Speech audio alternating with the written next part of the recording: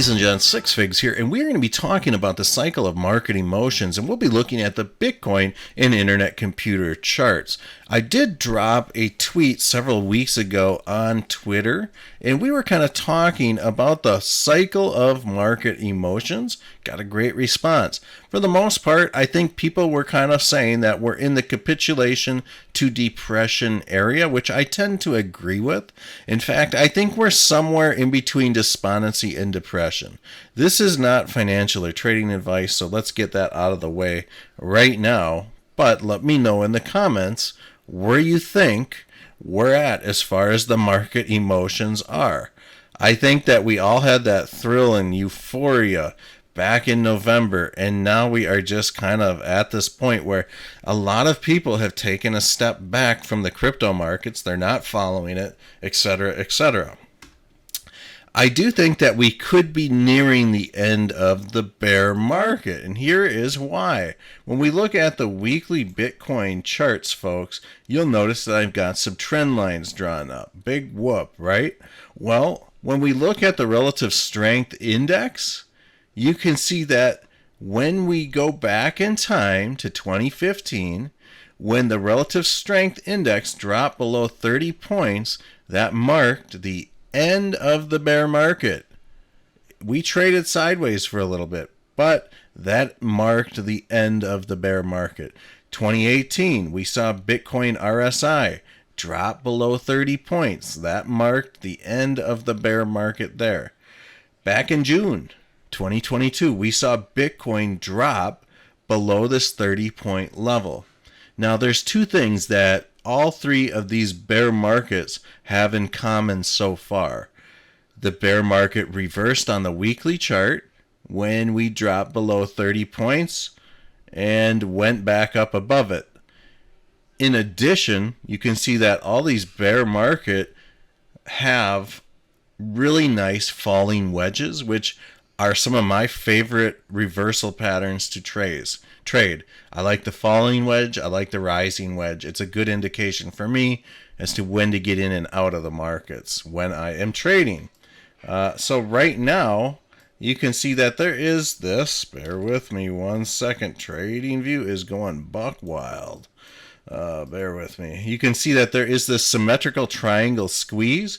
You could also construe this as what's known as a bear flag, bear pennant. So it is what it is.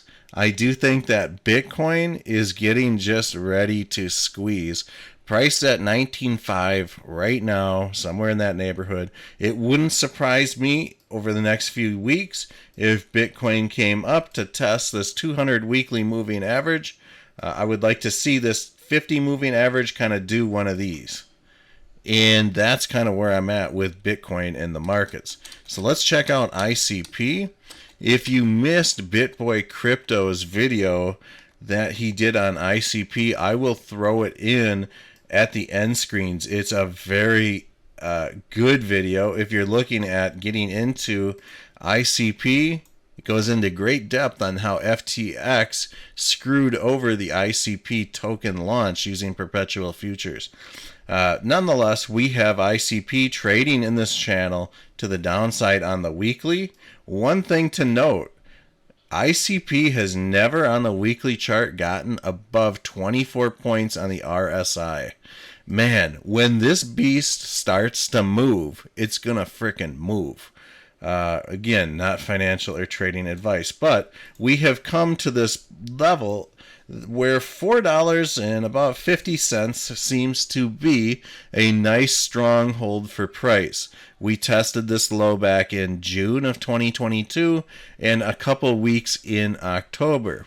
So I'm hoping that ICP at least gets a chance to maybe start running its way up through this Ichimoku cloud right in here before we get to like this thicker area here.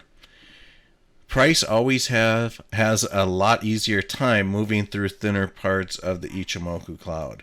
But I would like to see ICP come running right up and test this 50 moving average right here, which would be pretty sweet. Let's run a little Fibonacci time sequence on this. And it does look like maybe next week, October 31st, there may or may not be some sort of accelerated volatility or some sort of market reversal. So keep your eyes open on that. Kind of interesting. So with that said, I do think that ICP is sitting, decent for now, as long as it holds those levels. One other thing I just wanted to kind of touch on here was really the highest known natural resistance point we have for ICP is about $87. And that was in fact the price that right about $87 to $90 was around the price that FTX started pumping ICP before it even launched. So it makes sense that this natural, $90-ish range may be a true resistance point. And if we can hold the floor on ICP here, I do think that really, when it comes down to it, if we can get through this Ichimoku cloud and go into another bull run or something like that, this $23.94 cent mark may be a decent resistance level for ICP. You can see that right here, it hit that same point dead on. The 382, same exact thing at $35.96. But what I'd really be looking for in ICP is for it to get past this 61.8 and 786 level. If that did happen, I do think that we could see at least $109 quite easily, or even all the way up to this 161.8. But this is not going to happen overnight. We're going to need, lots of retracements and some Elliott wave theory to the upside, which, man, this could take a year to get to this point. So I'm not trying to just lead the good old hype train on this right now. So that's kind of where I'm at with things. It is what it is. We'll see you guys all in the next video. Tuesday we will be dropping internet computer ecosystem news and charts. We'll be hitting it again this Friday as well. We'll have some stuff kind of in between. We'll see you guys all in the next video.